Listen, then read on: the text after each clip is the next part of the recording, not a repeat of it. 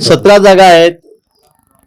त्या संदर्भामध्ये प्राथमिक चर्चा आम्ही तिन्ही पक्षांची त्या ठिकाणी झालेली आहे. 6 लोक मिळून आम्ही त्या संदर्भात चर्चा केलेली आहे आणि आमचा रिपोर्ट सगळा आम्ही आमच्या नेत्यांना दिलेला आहे. मग आम्ही माननीय देवेंद्रजींना दिलेला आहे, शिवसेनेने माननीय शिंदे साहेबांना दिलेला आहे, आमच्या पवारताई वहिनी आहेत, वहिनी साहेबांना सुद्धा त्यांचा राष्ट्रवादीचा रिपोर्ट गेलेला आहे आणि यानंतर तिन्ही नेते बसून त्या ठिकाणी निर्णय करतील आणि समन्वय ठेवून राखून त्या ठिकाणी सगळ्या जागांचं वाटप होईल.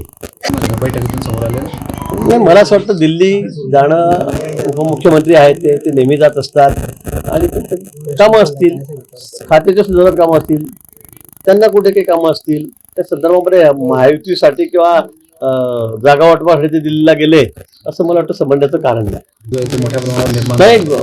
गुलाब भाऊंचे जे चिरंजीव आहेत प्रताप पाटील यांनी सुद्धा मागणी केलेली आहे. गुलाब भाऊंनी सुद्धा मुलासाठी तिकडची मागणी केलेली आहे. ही वस्तुस्थिती आहे. पण आता जागा वाटपामध्ये 17 जागा आहेत, त्यामध्ये कशी वाटप होते हे वरिष्ठ पातळीवर ठरेल. त्यानंतर मग तिकिटाचं वाटप होईल. मला वाटतं या संदर्भामध्ये मुख्यमंत्री महोदय ते आणि आमचे दुसरे मुख्यमंत्री आमच्या वहिनी त्या ठिकाणी बसून निर्णय करतील. अतिशय मी पुन्हा सांगतो की समन्वयाने सगळा हा विषय सुटणार आहे. त्या संदर्भाने मागणी तर सगळेच युती असली महायुती असली की आम्ही मागणी सगळेच करतो. पण मला असं वाटतं की शेवटी अंतिम निर्णय तिन्ही नेते मिळून घेतील आणि हा प्रश्न 1-2 दिवसामध्ये सुटेल. ठीक, मला सगळं तेव्हा की माहिती कुठं अण्णा काय म्हणाले काँग्रेस जनता पार्टी भाऊ. पण मी अण्णांची लवकरच भेट घेणार आहे. बरेच दिवसापासून माझी त्यांची भेट नाहीये. मी त्यांना अजूनमधून नेहमी भेटत असतो, पण गेल्या वर्षभरापासून माझी त्यांची भेट नाही. मी बहुतेक या 1-2 आठवड्यामध्ये अण्णांची भेट घेणार आहे. तसं माझ्या कानावर अजून काही नाही, तसा विषय पण कुठे नाही, तसं कोणी म्हटलेलं पण नाहीये. ते त्यांच्या पक्षाचं तिकीट त्या ठिकाणी मागता आहेत.